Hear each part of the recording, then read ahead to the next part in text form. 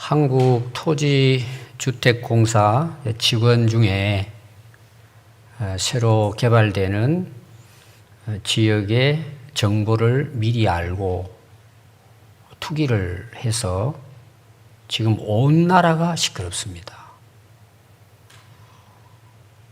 발설하면 안 되는 정보를 자기들의 유익을 위해서 이용을 한 거죠. 그것도 다른 사람의 명의로 편법을 쓰고 또 보상을 더 많이 받기 위해서 과목을 심어놓고 이것이 이제 들통이 났습니다. 그리고 몇 사람은 스스로 생명을 끊었습니다. 이게 아마 앞으로 계속해서 일어날 문제가 아닌가. 참 나라적으로 아픔일 수 있죠. 그 왜 이런 일이 일어나느냐는 거죠. 그 원인이 뭘 같아요? 인간의 욕심이에요. 여러분 그 회사에 들어간다는 게 굉장히 어렵잖아요. 그 합격을 해서 거기서 일하고 또 월급을 받고 생활하는 것이 얼마나 많은 젊은이들에게 있어서는 하나의 소망이잖아요. 그 좋은 자리에 있습니다. 그것만으로 해도 어떤 면에서 그들은 성공했다고도 볼 수 있죠. 근데 어떤 생각을 해요? 욕심이 앞서는 거죠. 그래서 법보다는 돈이 앞서는 거예요.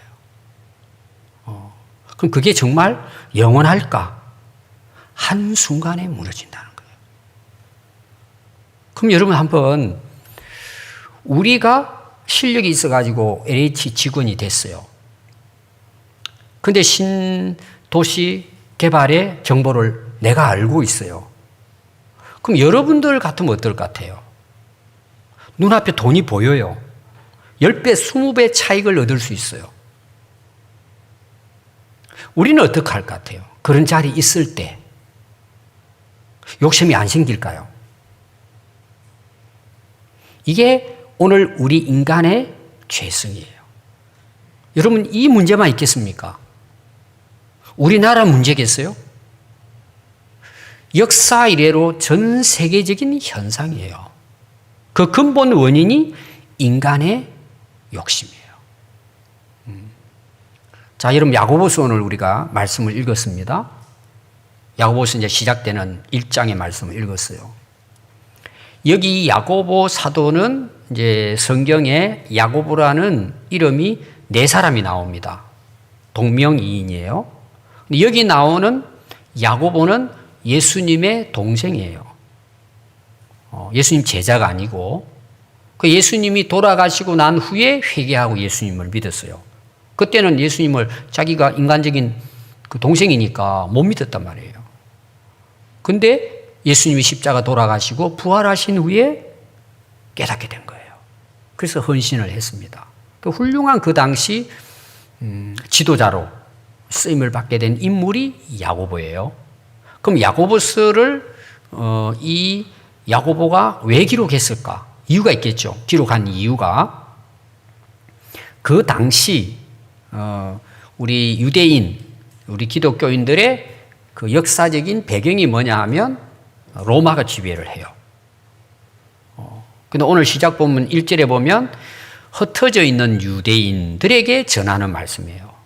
이 흩어져 있다는 것은 이제 그 과거에서부터 유대인들이 이제 핍박을 받죠. 특히 이제 그 당시는 로마 제국의 지배를 받고 힘드니까 이제 먼 나라로 이제 피신을 가는 거죠. 피신을 가서 살았는데 그곳에서 이제 예수님을 믿게 된 거예요. 유대인이. 오늘 말하면 이제 교회를 다니게 됐어요. 그럼 유대인들은 하나님의 말씀을 율법으로 그들이 받아들이고 하나님 말씀을 지킴으로 우리가 의로워질 수 있다. 그리고 우리가 그 의로움을 통해서 우리는 구원받을 수 있다. 율법주의죠. 내가 어떤 행위를 통해서 내가 율법을 잘 지키면 잘 지킬수록 내가 의로워지고 내가 오늘 말하면 천국 갈 수 있다. 이런 사상이 이제 율법주의예요. 유대인이 가지고 있는 이제 선민의식이라고 그래요. 그런데 이들이 뭐예요? 예수님의 복음을 듣고 예수님을 믿게 된 거예요. 예수님을 메시아로 그들이 받아들인 거죠. 오늘로 말하면 이제 외국에서, 예를 들어 우리가 터키를 생각합시다. 거기에 이제 피난 가서 도망가가지고 살다가 거긴 또 회당을 만들어가 자기들이 모인단 말이에요. 근데 예수님의 복음을 듣고 그들이 교회로 나온 거예요, 이제. 교회 나와서 이제 그 신앙생활 합니다. 그들은 예수님을 믿으면 뭐예요? 구원받는다. 이 복음을 이제 깨닫게 된 거죠. 근데 문제가 생긴 거예요. 그 지역의 외국의 이방인들이 예수님을 믿고 교회를 나왔잖아요. 자기들은 원래 선민이고 유대인이에요. 그들이 섞여서 신앙생활을 합니다. 근데 유대인들이 무슨 생각을 하고 있느냐? 아직도 그 율법주의에서 벗어나지를 못하는 거예요. 그리고는 이방인 성도들이 진짜 예수님을 잘 믿고 열심히 하는데 찾아다니면서 자꾸 강요를 하는 거야. 당신들은 이방인들이야. 우리는 이스라엘 백성이야. 아브라함의 후손이야. 당신들 이방인들이기 때문에 예수 믿어 구원은 받지만 우리처럼 할례도 받아야 되고 이것도 지켜야 되고 음식도 정하고 부정한 거 골라 먹어야 되고 이거 다 해야 되는 거야. 그냥 단순히 예수 믿는다고 구원받는 게 아니야. 이게 이제 이방인들에게는 문제가 되는 거예요. 이거 어떻게 해야 되냐, 이게. 여러분들이 이제 사도행전을 보면은요, 사도 바울이 이제 그 안디옥 교회 이방인들에게 다니면서 복음을 전하잖아요. 1차, 2차, 3차 다니면서. 그러니까 이제 이방인들이 예수 믿고 구원받게 된단 말이에요. 근데 자꾸 유대인들이 뭐예요? 그것만 가지고는 안 돼. 율법도 지켜야지. 같이 해야 구원받는 거야. 할례도 행하고 해야지. 이게 이제 문제가 된 거예요. 그래서 예루살렘에서 회의를 합니다. 이걸 어떻게 해야 되느냐. 그래서 회의의 결론이 뭐냐. 오직 예수를 믿음으로 구원받는다. 결론이 그렇게 난 거예요. 그래서 강조를 어떻게 했을까요? 오직 믿음으로 구원받는 거야. 믿음으로 의로워지는 거야. 그게 로마서예요. 사도 바울의. 근데 여기서 끝나면 좋은데 또 문제가 생기는 거예요. 이것이 또. 그게 무슨 문제일까요? 그래. 우리가 오직 믿음으로 구원받으니까 예수 믿으면 끝났어. 하고 생활은 옛날대로 사는 거예요. 생활이 안 바뀌어지는 거예요. 그리고 무슨 생각하느냐? 나 교회 오래 다녔고 예수 믿으니까 난 구원받았으니까 난 천국 가는 거 따놨어. 그러고는 옛날 생활을 그대로 하는 거예요. 옛날에 제된 생활을 버리지 않고 답습을 하는 거예요. 답습. 이게 또 교회 안에 문제가 되잖아요. 예수 믿으면 구원받는데 내가 아무렇게 살아도 나 구원받아. 예수님 날 위해 십자가에 돌아가셨는데 말이 그럴싸하죠. 그렇잖아요. 내가 예수 믿어 구원받았으니까 세례도 받고 집사도 됐으니까 그냥 할 거 다 하고 살아도 돼. 이미 난 구원받았으니까. 이런 생각들을 하게 된 거예요. 그 당시 성도들이. 이게 지금 AD 62년 3년경에 기록한 내용이에요. 그럼 오늘 우리의 모습은 어떨까요? 비슷해요, 여러분. 오직 믿음으로 구원받는다 그러니까 그럼 대충 살아도 천국 가겠지. 구원받겠지. 이런 생각을 가지고 신앙생활 하는 분들이 오늘날도 있습니다. 야고보가 이걸 안 거예요. 지도자잖아요. 큰일 났다 이거. 그래서 야고보는 뭘 강조했느냐? 행위를 강조한 거예요. 행위를 강조한다는 말은 무슨 말이냐? 야고보서를 전체를 다 읽어보면은 행위를 강조한 게 아니에요, 사실은. 뭘 강조했을 것 같아요? 믿음을 강조한 거예요. 근데 그 믿음 안에는 뭐가 따라와요? 행위가 따라온다는 내용이에요. 이거는 갈라질 수 있는 게 아니고 나눠줄 수 있는 게 아니에요. 믿음과 행위는 하나라는 내용이에요. 그래서 야고보 사도가 뭘 이야기하느냐? 당신 예수 믿느냐고? 믿는다고? 그러면 증거를 대보라는 거예요. 네가 예수를 진짜 믿는다면 증거를 대봐라. 믿는다는 증거를 대보라는 거예요. 그 증거가 뭐예요? 삶의 변화예요. 오늘로 말하면 진짜 우리가 하나님 만나고 예수님을 만났고 믿고 그분을 내 안에 모셔드렸다면 내 삶은 새로워진다는 거예요. 그건 기본이에요, 여러분, 사실은. 근데 뭐예요? 행위가 안 되는 거예요. 이게 무슨 말이에요? 믿음이 안 되는 거예요. 그래서 행함이 없는 믿음은 죽은 믿음이라는 거예요. 그럼 죽은 믿음이라는 말은 뭐예요? 그 믿음 가지고 구원을 받을 수 있다 없다? 못 받는다는 내용이에요. 지옥 간다는 내용이죠. 이게 야고보서 전체 내용이에요. 그러면서 1장의 시작이 되면서 이 야고보 사도가 강조하는 부분이 있어요. 그게 바로 시험이라는 거예요. 시험. 그 시험에 대해서 오늘 우리가 함께 말씀을 이제 보려고 합니다.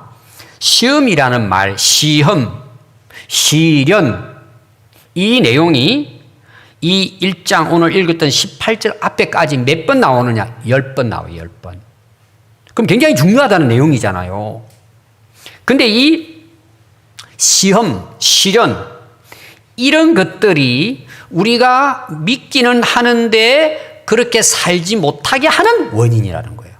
이유라는 거예요. 그래서 이 10가지를 쭉 분석을 해보면은 원래 원어는 두 가지입니다. 두 가지. 하나는 뭐냐 하면 오늘 여러분들이 거기 말씀을 보시면은 3절에 이는 너희 믿음의 시련 그랬죠. 시험하고 같은 내용이에요. 근데 무슨 시련이라고요? 믿음의 시련이에요. 이게 믿음과 관련된 시험이라는 거예요.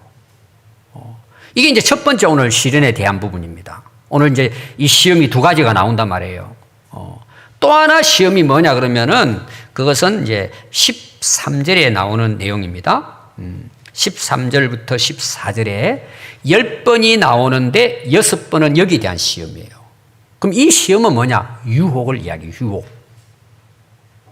그래서 오늘 우리로 하여금 믿음을 가지되 하나님 말씀을 순종하고 살아갈 수 있는 삶의 변화가 일어나지 않는 가장 큰 이유가 뭐냐? 인간이 받고 있는 시험 때문이라는 거예요. 근데 그 시험이 뭐라고요? 두 가지로 나눠져 있다. 자, 첫 번째 믿음에 대한 시험에 대해서 보겠습니다. 여러분 2절을 보시면은 내 형제들아, 이거 믿는 유대인들을 이야기합니다. 너희가 여러 가지 시험을 당하거든 그랬어요. 여러분 우리가 인생을 살아가면서 많은 시련이 있잖아요. 고난이 있고 시험이 있잖아요. 근데 뭐 때문에 받는 시험이냐? 내가 예수님을 믿은 것 때문에 다가오는 시험이에요. 내가 예수님 안 믿었다면 그런 시험을 받을 필요가 없고 그런 어려움을 당할 필요가 없는데 내가 예수님을 믿고 난 이후부터 그 믿음 때문에 주어지는 시련, 시험이 있단 말이에요. 여러분들 그거 많이 경험했을 거예요. 안 믿는 집안에서 내가 예수님을 믿게 되니까 왜 제사 안 드리냐, 왜 부모를 공경하지 않냐부터 시작을 해가지고 또 직장에 가면은 너는 뭐 특별하냐, 왜 안 마시냐, 왜 안 하냐, 너는 특별하냐. 여러분들 세상에 나가면은 그런 내가 믿음을 가진 이유부터 다가오는 많은 크고 작은 시험이 있어요. 이건 아이들에게도 학생들에게도 있어요. 이런 게 너무 많아요. 세상 속에서. 야, 니만 잘났냐? 너만 똑똑하고 너만 어려우냐? 뭐 하여튼 믿음을 가진 것 때문에. 근데 이건 지금 우리들의 수준이죠. 이 당시 수준은요, 예수님을 나의 구주로 믿습니다 고백하면 감옥 가야 돼요. 매 맞아야 돼요. 순교당해야 돼요. 아니 예수 안 믿으면 아무 상관없잖아요. 그래서 이제 옛날 여러분들 우리나라도 마찬가지고 그 초대교회도 그렇고 딱 잡아놓고 물어보잖아요. 예수 믿냐 안 믿냐 물어봐요. 오늘 예수님을 부인하면 너는 살려주겠다. 너 끝까지 고집하고 예수 믿는다 하면 너는 감옥에 집어넣겠다. 여러분 이런 시련이에요. 사실은 그 당시로는 너 매 맞아 죽을래? 예수 안 믿고 살래? 이런 시험이에요. 지금 우리 수준하고는 비교가 안 된단 말이에요. 사실은. 여러분 어떻게 하시겠습니까? 이 믿음의 시련을. 이것 때문에 많은 사람들이 넘어지는 거예요. 아이, 교회 나가가지고 복 받고 잘 될 줄 알았는데 왜 예수 믿고 나서 내가 이 어려움을 당해? 아이, 교회 나가기 싫어. 포기해버리는 거예요. 그래서 앞에 지금 믿음의 시련은요, 왜 주어지느냐를 알아야 돼요. 그것은 우리의 유익을 위한 것이라는 거예요. 이 믿음의 시련은. 자, 한번 볼까요? 믿음의 시련이 우리에게 가져두는 유익이 뭔지. 여러 가지 시험을 당하거든 온전히 기쁘게 여기라 그랬어요. 아니 시험을 당하는데 고생하는데 고난이 찾아오는데 울고불고 야단났잖아요 이게. 근데 기뻐하라는 거예요. 제가 쉽게 한번 예를 들어보겠습니다. 여러분 이제 그 자녀들 봅시다. 열심히 공부하라 그러잖아요. 열심히 공부했어요. 근데 이제 예를 들어 군산에서 우리가 한번 생각해 봅시다. 군산에서 이제 고3이 됐는데 전체 시험을 치르는데 1, 2등을 한 거예요. 그 대학을 가야 돼요. 부모 입장에서 어디에다가 원서를 내면 좋을까요? 잘 모르세요. 우리나라 최고의 대학에 가야 된다고 생각 안 할까요? 그러니까 학교에서도 그렇고, 너는 이 학교 들어가서 시험 쳐. 너 될 수 있어. 우리나라 최고의 유명한 학교에 가서 시험을 쳐요. 그럼 그 학생은 이미 뭐예요? 되고 안 되고를 떠나서 그 시험장에 가 있다는 것은 뭐예요? 그만큼 자기 수준이 올라 있다는 내용이에요.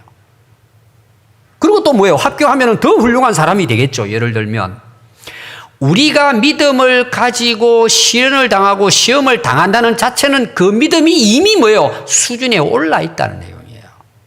아니 내가 지난번에 몇 주 전에 설교했잖아요. 새벽기도 때네요. 그리스도에게 속한 사람, 세상에 속한 사람 이야기가 나와요. 우리가 세상에 속해 있으면요 고난 안 받아요. 왜? 같은 부류로 놀면 되니까. 근데 하나님께 속하면 뭐예요? 세상 사람들이 미워하는 거예요. 그게 시련이에요. 믿음에 따르는 시련이에요. 그러니까 그거를 기뻐하라는 거예요. 뭔 말이에요? 너는 진짜 믿는다는 내용이에요. 아멘. 여러분 그런 시련이 올 때 기뻐하라는 거예요. 아, 내가 그래도 예수님 진짜 잘 믿고 있구나. 이 유익을 주는 거죠, 우리에게. 근데 거기서 끝나지 않고 3절에 보면 너의 믿음의 시련이 뭘 만들어내? 인내를 만들어내는 줄 알미라.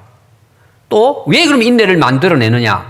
4절 인내를 그걸 견디고 온전히 참고 견디면 이로써 온전하고 구비하여 조금도 부족함이 없게 하려 함이라. 그러니까 이 믿음의 시련은 뭐예요? 내게 유익을 주는데 그 힘들고 어렵지만 그걸 막 인내하고 참아내는 거예요. 그러면 그것은 나를 온전한 사람으로 부족함이 없는 사람으로 하나님께서 우리를 세워주신다는 거예요. 그러니까 이 믿음의 시련은 우리에게 상당한 뭐예요? 유익을 주고 있는데 결론적인 게 12절에 나와요.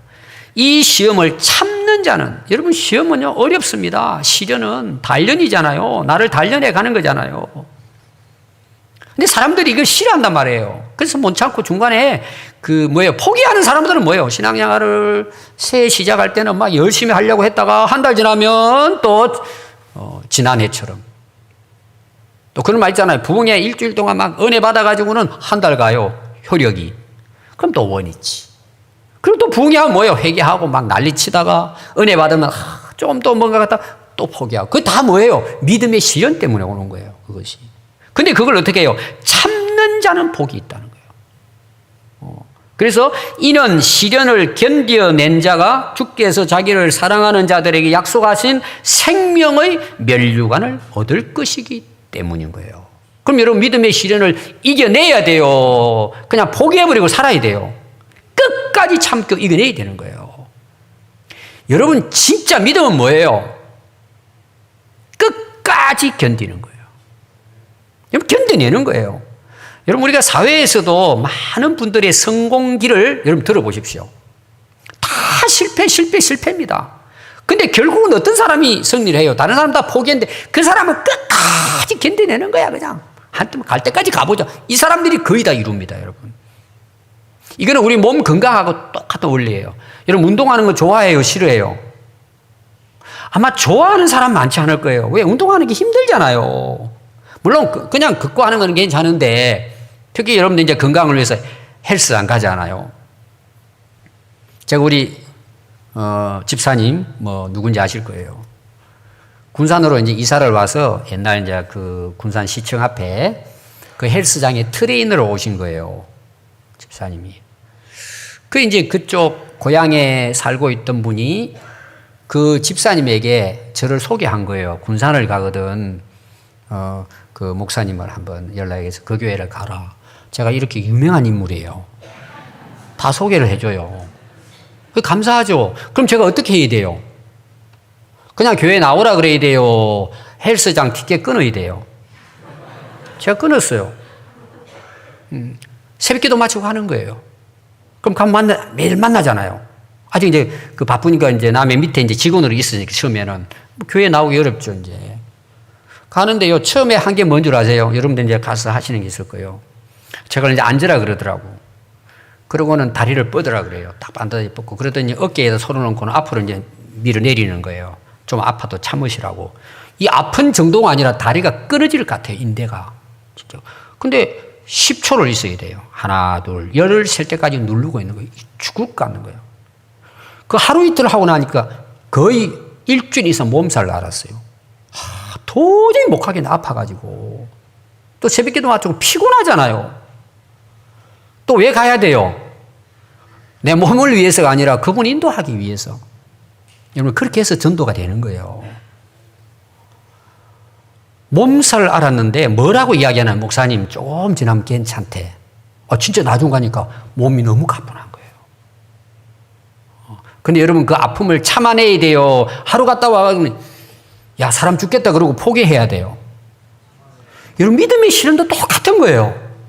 그런 시련과 단련과 훈련을 통해서 뭐예요? 이런 결과가 나오는 거예요.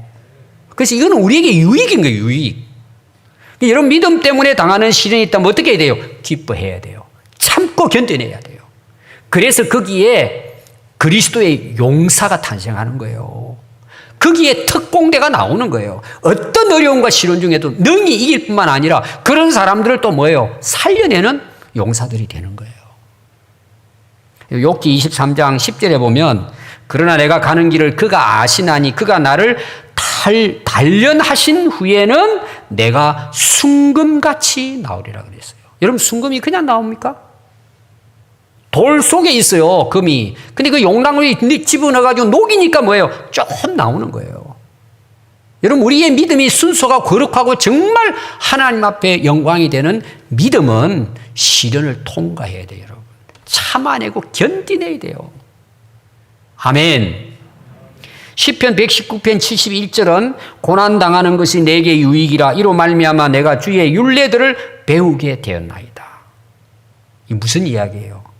평소 때는 말씀을 들어도 몰라요. 관심도 없어요. 뭔 말인지 몰라요. 깨닫지도 못해요. 근데 고난을 당한 거예요. 믿음의 시련이지요. 근데 그 고난 중에 들어가서 보니까 뭐예요? 모든 게 하나님의 은혜예요. 그리고 성경을 읽는데 이게 꿀송이보다 단 거예요. 말씀이 그냥 들어오는 거예요. 그때부터 변화되기 시작하는 거예요. 뭐가 준 유익이에요? 고난이 준 이익이에요. 여러분들에게 믿음 때문에 당해야 될 시련, 시험, 어려움이 있다면 여러분 끝까지 인내하고 참고 견뎌서 승리하는 하늘나라 생명의 면류관을 얻는 우리 성도들이 될 수 있기를 바랍니다. 두 번째 이제 시험이 오늘 주제입니다, 사실은. 이 시험은 유혹하는 시험이에요. 유혹에 걸려들어서 시험 받는 거예요. 그럼 이건 좋은 걸까요? 나쁜 걸까요? 이건 우리를 망치게 하는 거예요. 그럼 누가 우리를 유혹할 것 같아요? 사단 마귀가 유혹을 하죠. 여러분 세상 나가보세요. 쫙 깔렸어요, 여러분. 오늘날 여러분 세상의 문화는 악한 문화예요. 세속 문화는 타락 문화예요. 옛날이나 지금이나 똑같아요. 그냥 교회당 문역을 나가면 쫙 깔렸다고 보면 돼요. 우리를 유혹하고 미혹하는 것들이. 여기 나오는 유혹이라는 말, 여기 말하는 그 시험이라는 원뜻은 여러분 마태복음 4장에 보면 예수님이 이제 사역을 공적으로 시작을 합니다. 그리고 이제 40일 광야에서 성령에 이끌려 금식 기도하고 딱 사역 시작하려고 그러는데 사단 마귀가 와가지고 시험해요, 안 해요? 세 가지 시험합니다. 거기 시험이라는 말하고 오늘 여기 시험이 똑같은 단어예요. 두 가지 단어를 사용하고 있는데 원어에서 이 시험이에요. 그래서 한번 13절을 한번 보십시오. 사람이 시험을 받을 때에 내가 하나님께 시험을 받는다 하지 말라. 하나님은 악에게 시험을 받지도 아니하시고 친히 아무도 시험하지 아니하시느니라. 이게 하나님이 허락하시고 하나님 주시는 시험이 아니란 말이에요. 사단 마귀가 주는 악한 시험이라고 이야기하고 있습니다. 그래서 여기 시험이라는 시련이라는 10번의 말이 나오는데 유혹하는 이 시험은 6번이 나옵니다. 이것이 우리에게 더 큰 시험이라는 내용이죠. 우리가 지키기가 어렵다는 내용을 이야기하고 있습니다. 여러분들이 시험을 당했는데 아유 왜 하나님 나를 이렇게 시험할까? 그건 하나님은 사단 마귀처럼 우리를 악한 시험을 하지 않는다는 것을 여러분 기억해야 돼요. 그래서 여러분들이 시험 당하는 원인, 이유가 있다는 거예요. 14절 보십시오. 오직 각 사람이 시험을 받는 것은 자기 뭐에 끌려 미혹당해요. 자기 욕심이라는 거예요. 자기 욕심에 의해서 스스로 뭐예요? 미혹당한다는 내용이에요. 여러분, 누가 사단 마귀의 미혹, 사단 마귀의 유혹에 걸려들까요? 자기 욕심 때문이에요. 그래서 오늘 여러분 말씀을 보시면 이렇게 기록을 했습니다. 14절에 자기 욕심에 어떻게 해요? 끌려라고 나오죠. 이 끌려라는 이 단어가 굉장히 중요해요. 이건 무슨 뜻이냐면 억지로 세게 잡아 끌인다는 뜻이에요. 끌어들인다는데, 끌어들인다. 그것도 뭐예요? 너무 좋아가지고 아주 그냥 강력하게 자기 스스로 끌어들인다는 거예요. 뭘로? 뭐 때문에? 욕심 때문에. 여러분, 미혹과 유혹은 뭐예요? 달콤해요. 딱 보면은요, 우리 마음이 끌리게 돼 있어요, 여러분.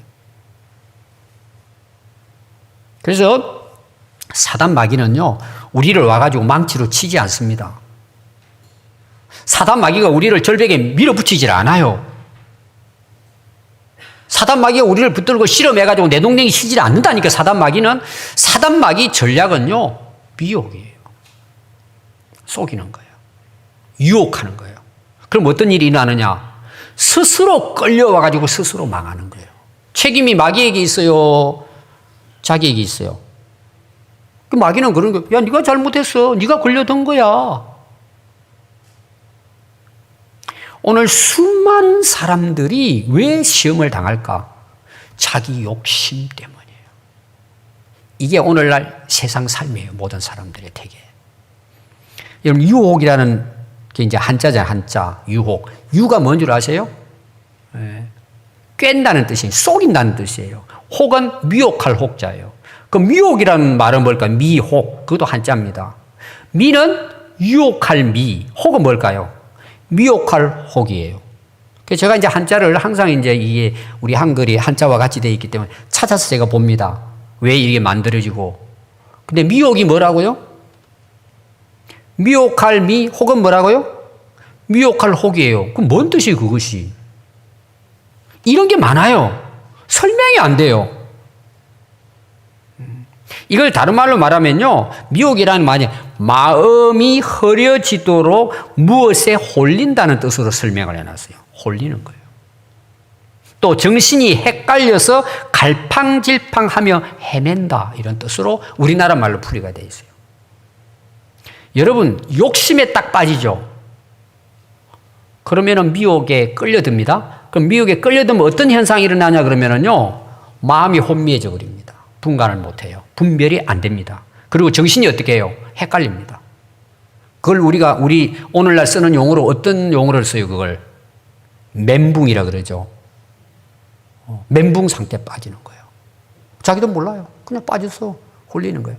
여러분, 이단들이 하는 방식이 이거예요. 이단은 악한 영들의 역사잖아요. 홀려버리게 만드는 거예요. 그러니까 부모도 없고 자식도 없고 일상생활이 불가능한 거예요.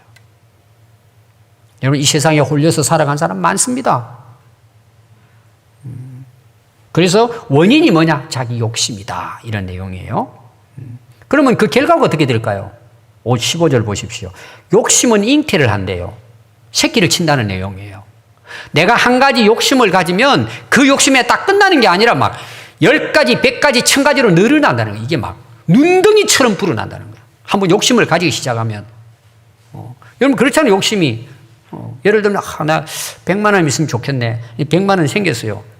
만족해요? 아이고, 별거 아니네. 1000만 원. 하다가 어떻게 돼요? 자, 그렇게 이제 그 욕심이 잉태가 하는데 뭘 낳아요? 죄를 낳아요. 죄를 짓게 된다는 내용이 결국은 도를 넘어서잖아요. 법을 어기게 된단 말이에요. 왜? 그 욕심을 챙겨야 되니까. 100만 원으로 안 되니까 1000만 원, 1억, 10억 계속 가야 된단 말이에요, 이것이. 그러니까 뭐예요? 죄를 그만큼 많이 지어야 되잖아요. 여러분, 죄를 안 짓고 월급쟁이가 어떻게 아파트를 사요, 여러분? 다 속여서 되는 거예요, 여러분. 그게. 정상적으로 하는 사람은 몇 안 됩니다. 왜? 그게 그만큼 어렵다는 내용이에요. 근데 욕심이 생기면 어때요? 편법을 쓰는 거죠. 그걸 이루어야 돼요. 그러니까 어떻게 해야 돼요, 여러분? 편법이라는 게 뭐예요? 죄를 짓는 거잖아요. 거기서 끝나면 되는데, 여러분. 자, 성공을 했습니다. 장성했어요. 열매를 맺었단 말이에요. 일을 이루었단 말이에요. 결과는 어떨 것 같아요? 사망을 난다 그랬어요. 내 사랑하는 형제들아, 이런 것에 쏙지 말라는 거예요. 미혹에. 결국은 뭐라는 죽음이라는 거예요. 자, 죄의 뿌리는 욕심이라고 이야기합니다. 욕심이 생기면요, 죄를 짓게 돼 있습니다. 그거는.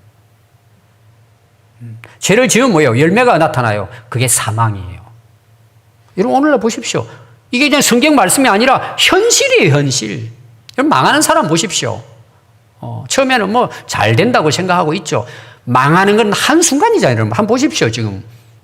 지금의 뉴스를 한번 보십시오, 여러분.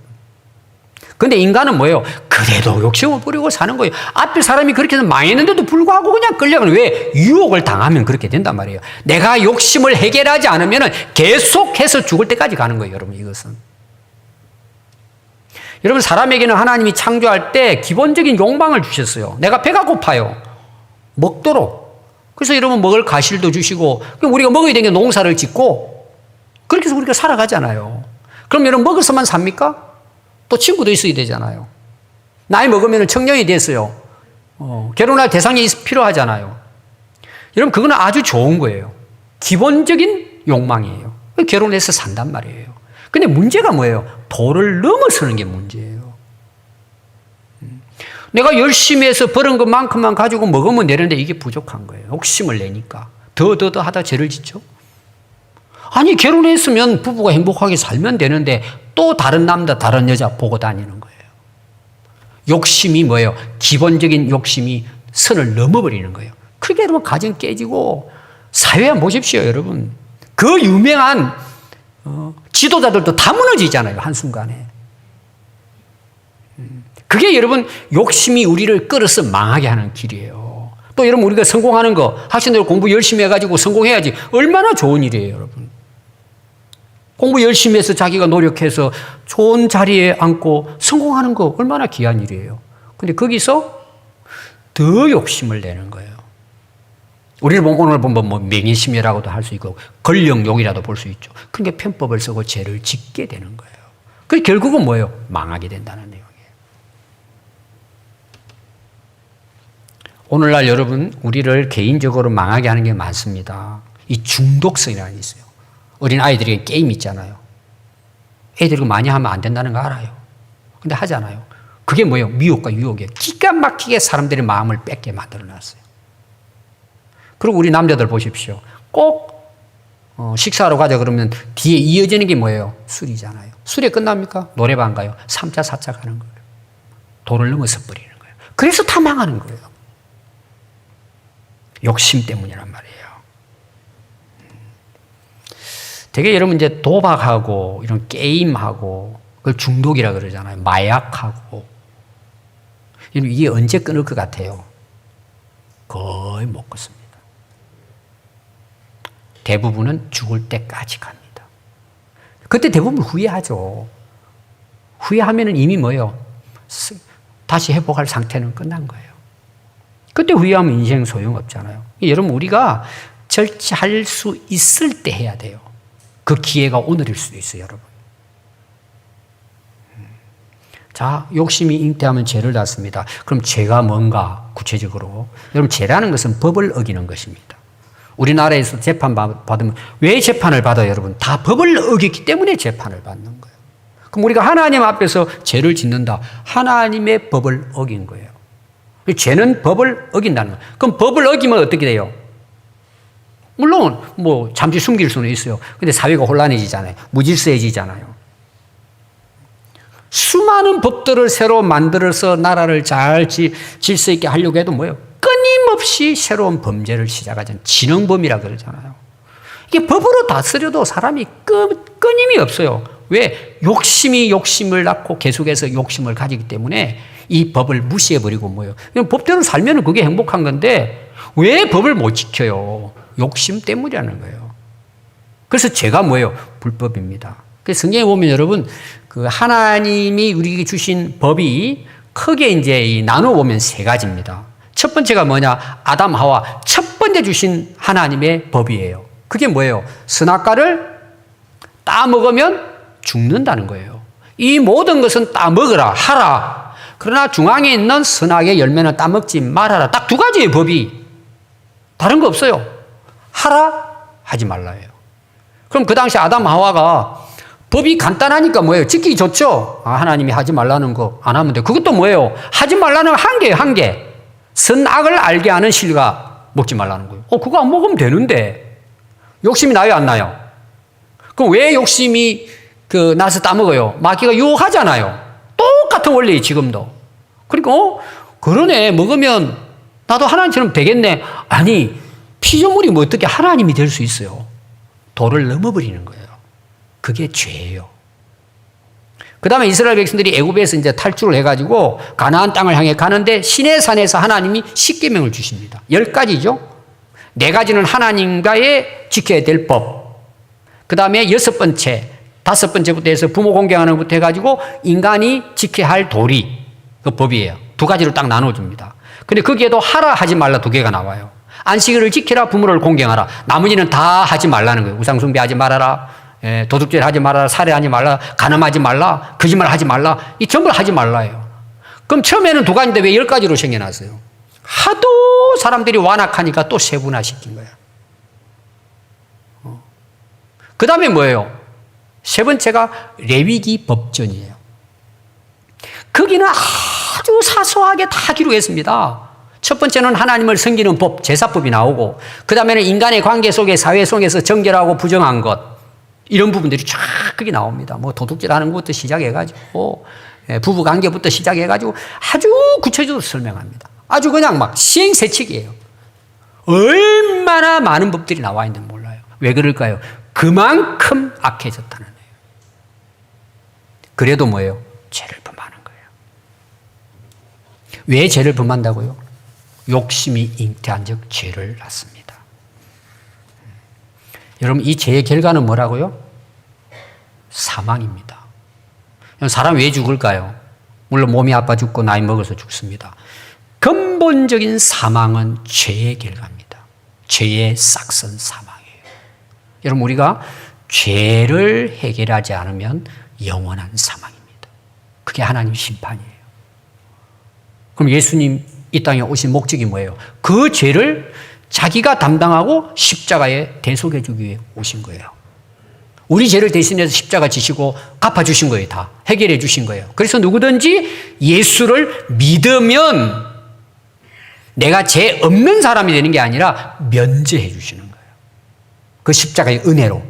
그러니까 우리가 그 은혜 감사해서 예수님 믿음으로 뭐예요? 우리가 죄 용서를 받고 구원을 얻게 되고 영생을 얻게 된 거예요. 그러나 우리 삶은 여전히 뭐예요? 죄 가운데 살 수 있어요. 근데 그 믿음을 가지고 우리가 어떻게 해야 돼요? 야고보서 제가 처음 시작했잖아요.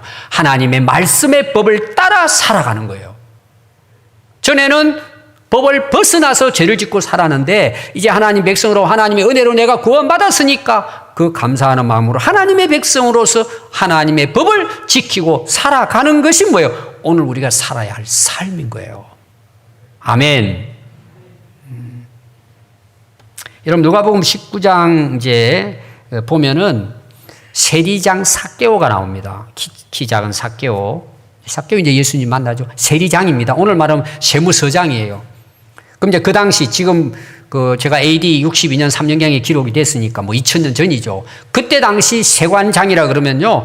로마 정부하고 결탁이 돼가지고 백성들의 피를 빨아먹는 사람들이 한마디로 말하면. 무슨 말인지 아시겠죠? 야, 100만 원만 거두라 그러면 뭐 자기 마음대로 거두는 거예요. 가가지고 착취해가지고. 그리고 그냥 올릴 것만 올리고 나머지 자기가 전부 다 차지해서 부자가 된 거예요.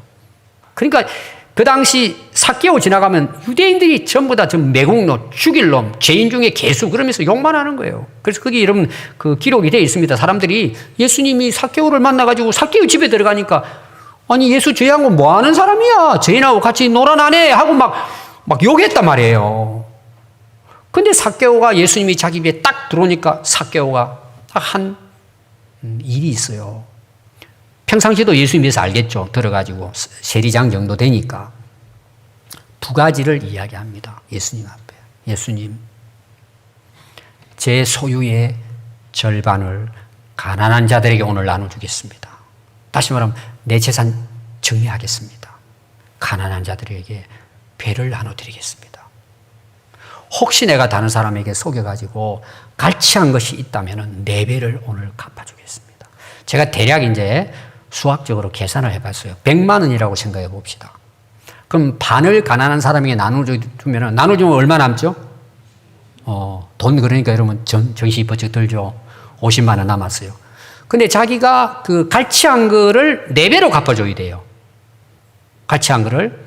그러면 그 당시 자기가 거둬들인 세금은 대부분 어떨까요? 갈취한 게 많죠. 100만 원 거두들이라 그러는데 한 120만 원, 30만 원 해서 100만 원을 로마 제국에 올리고 나머지 자기가 먹었으니까 어떻게 보면은 10분의 9 많으면 아니면 반은 갈취했다고 볼 수 있어요. 100만 원에.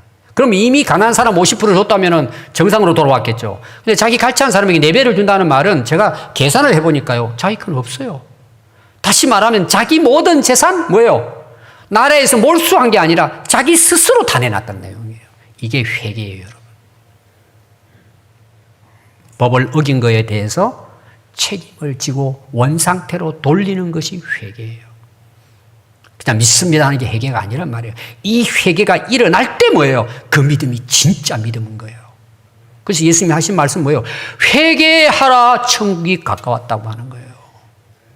회개하지 않는 믿음은 가짜예요, 여러분. 구원받을 수 없어요, 여러분. 이게 성경의 복음이에요. 오늘날 우리가 왜 삶이 변화되지 않아요? 욕심을 버리지 않는 거예요.